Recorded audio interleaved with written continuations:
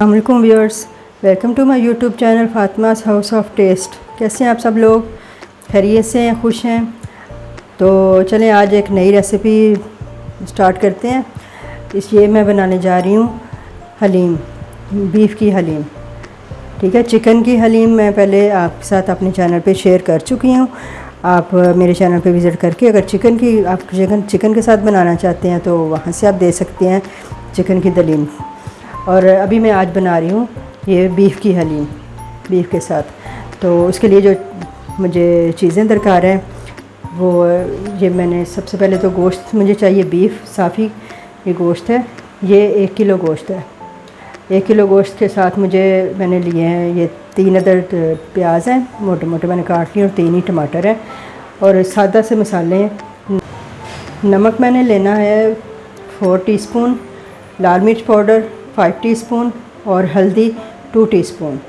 ये चीज़ें मैंने इसमें, ये टमाटर, प्याज और ये लहसुन अदरक का पेस्ट मैंने लिया है 6 टीस्पून। ठीक है, ये लहसुन अदरक, प्याज, टमाटर और ये मसाले डाल के इस गोश्त में मैं कुकर में इसको 2 गिलास पानी डाल के इसको कुकर में मैं स्टीम में गलाऊंगी, क्योंकि गोश्त हमारा अच्छे से गला होना चाहिए। अगर आप वैसे गलाना चाहते हैं स्टीम के बगैर तो आप वैसे इसको तकरीबन आप 4 गिलास पानी डालेंगे और 1 घंटे के लिए आपका गोश्त पकेगा, तो फिर आपका उतना गलेगा। ठीक है, और मैं इसको स्टीम में गलाऊंगी और ये बीफ हमारा जो है ना ये गल जाएगा कोई 20 मिनट में। ठीक है, 20 मिनट स्टीम चलेगी तो ये अच्छे से गल जाएगा, जिसको हम अच्छे से फिर मैश कर सकते हैं हलीम बनाने के लिए। तो उसके अलावा ये दालें मैंने सारी मिक्स कर ली हैं, सारी दालें मैंने मिक्स करके इनको भिगो लिया है। और इसमें कौन कौन सी दालें मैंने डाली हैं आप नोट डाउन कर ले, मैंने क्या क्या डाला है। चने की दाल इसमें मैंने डाली है 2 कप, छोटा कप मेजरिंग कप। मैं आपको कप दिखा देती हूँ कौन सा वाला कप मैंने डाला है। वो इस तरह का छोटा कप आपने लेना है। ये देखिए, ये छोटा कप है, इस तरह का कप, ये वाला कप मैंने 2 कप चने की दाल, 1 कप माश की दाल, 1 कप मूंग की दाल, 1 कप मसूर की दाल और 1 कप मैंने इसमें डाले हैं चावल, और 1 कप मैंने इसमें डाला है दलिया, गंदम का दलिया।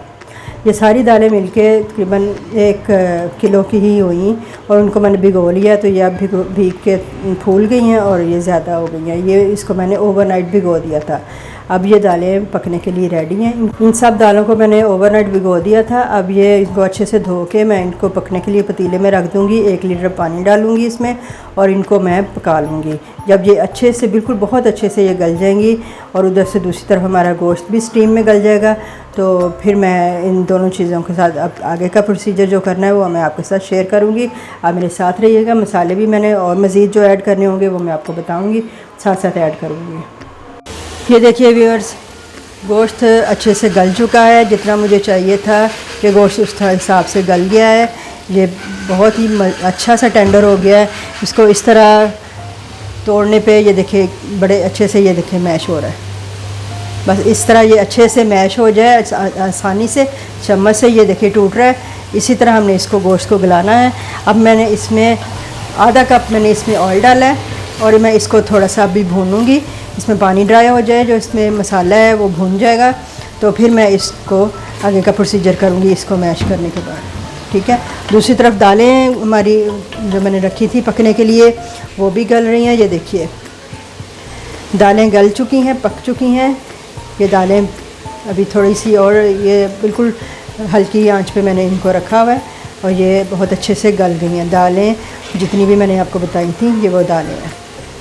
ठीक है, तो अब ये दोनों चीज़ों के आगे प्रोसीजर जो होगा वो मैं आपको बताती हूँ। अभी मैं गोश्त को भून लूँ, गोश्त भून जाएगा तो फिर मैं आपको दिखाती हूँ। भूनने के दौरान गोश्त में मैं डालना है ज़ीरा। इसमें मैं डाल रही हूँ 2 टीस्पून ज़ीरा, और मैं इसमें डालूँगी गरम मसाला पाउडर। गरम मसाला पाउडर मैंने इसमें 2 टीस्पून ही डालना भर के, 2 टीस्पून गरम मसाला पाउडर। अब इसको मैं अच्छे से भून लूँगी।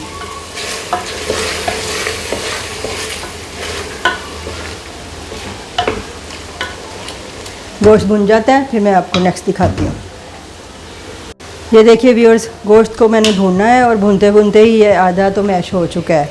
اب میں تھوڑا سا رہ گیا، میں اس میشر سے اس کو میش کروں گی اور یہ اس کے ریشے بنا لوں گی. اچھے سے اس کو میں نے میش کر کے اس کے ریشے بنانے ہیں. پھر میں اس کو دالوں میں مکس کروں گی. دالوں کو میں الگ سے میں کروں گی. یہ گوشت کو میش کر لوں، پھر میں آپ کو دکھاتی ہوں. یہ دالیں اچھے سے گل چکی ہیں. اس کو اب میں ان کو ہینڈی بلینڈر سے میں کر رہی ہوں. اگر آپ چاہیں تو ہاتھ سے بھی اس کو گھوٹ سکیں، لیکن میں اس کو ہینڈی بلینڈر سے گھوٹوں گی.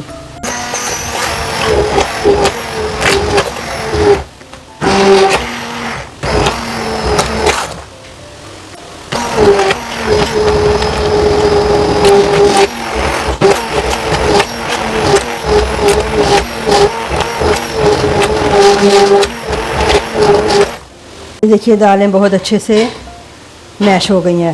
دوسری طرف میں نے گوشت کو بھی میشر سے الگ سے میش کر لیا. اس کو میں بلینڈر میں نہیں کیا کیونکہ اس طرح پھر وہ اس کے ریشے نہیں بنیں گے. تو ریشے والی ہمیں چاہیے حلیم، تو اس کے لیے میں نے الگ سے گوشت کو کیا اور اس کو الگ سے کیا.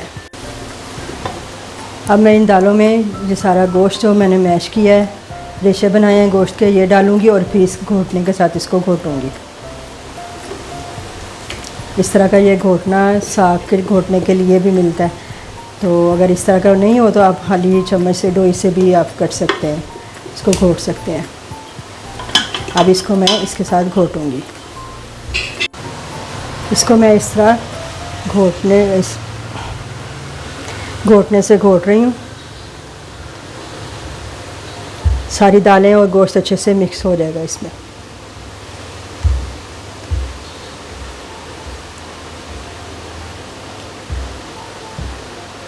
اس کے لیے آپ کسی دوسرے کی ہیلپ بھی لے سکتے ہیں. گھر میں آپ کے کوئی بھی گھر کا ممبر ہے، فیملی ممبر، آپ اس سے ہیلپ لے سکتے ہیں. تو پھر اس کام کو آپ اچھے سے کر سکتے ہیں.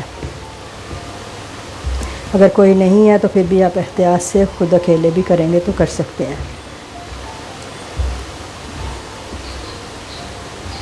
حلیم کو گھوٹنے کے بعد یہ دیکھیے کتنی اچھی سی یہ ریشے دار بنی ہے. اب میں اس کو تھوڑا سا اور اس کو نیچے میں نے فلیم آن کر دی ہے اور یہ اب تھوڑا سا اس کو میں اور گھوٹتے ہوئے پکاؤں گی. اس کو تھوڑی سی دیر ہم نے 5 منٹ اور بس اس کو چولہے پہ پکانا ہے. تو پھر اس کے بعد ہم اس کو تڑکا لگائیں گے. تو ہمارا حلیم ریڈی ہے.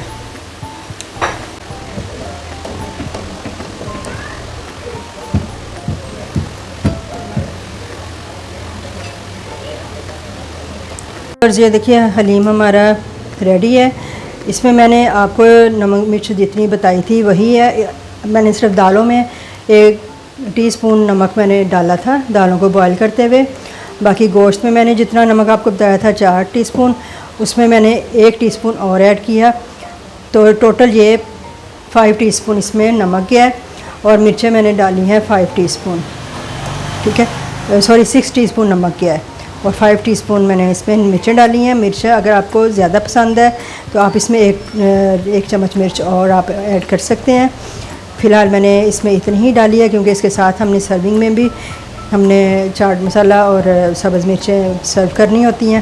تو جس کو زیادہ پسند ہو تو وہ اوپر وہ ڈال لیتا ہے، جس کو کم پسند ہے تو وہ اسی طرح کھا لیتا ہے. تو ابھی یہ اب تڑکے کے لیے بالکل ریڈی ہے. اب میں تڑکا لگا کے جس کو ریڈی کروں گی. اب حلیم کو تڑکا لگانے کی باری آ گئی ہے. حلیم ہمارا ریڈی ہے. اب اس کو تڑکا لگانے کے لیے میں نے یہ دیکھیے تھوڑا سا ابھی میں صرف پوری حلیم کو تڑکا نہیں لگا رہی ہوں. میں نے ایک باؤل میں نکال لی ہے اور اسی ایک باؤل کو میں تڑکا لگاؤں گی. پھر باقی جب کھانی ہوگی، ہمارے گھر دعوت ہے، جب کھانی ہوگی تو پھر دوبارہ سے میں اس کو تڑکا لگا لوں گی. ٹھیک ہے، ابھی صرف میں ایک باؤل میں تڑکا لگا کے آپ کو دکھا رہی ہوں. تو اس کے لیے تڑکے کے لیے میں نے لیا ہے یہ ادرک ہے تھوڑا سا، اس کو میں نے لمبائی کے رخ میں کاٹ لیا ہے. اور لہسن ہے، اس کو کاٹ لیا. اب میں اس میں آئل ڈالوں گی.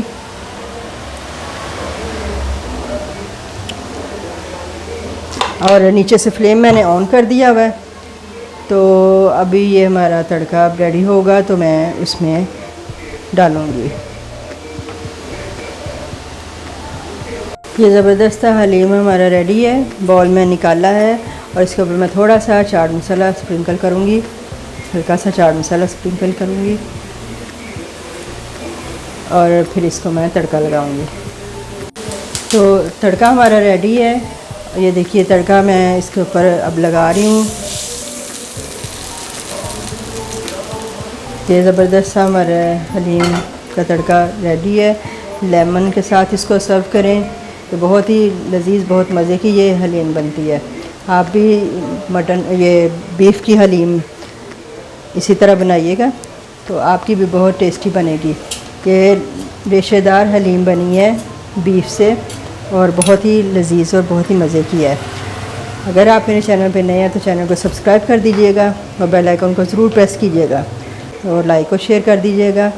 دعا میں یاد رکھیے گا۔ دیکھنے کے لیے بہت بہت شکریہ۔ اللہ حافظ۔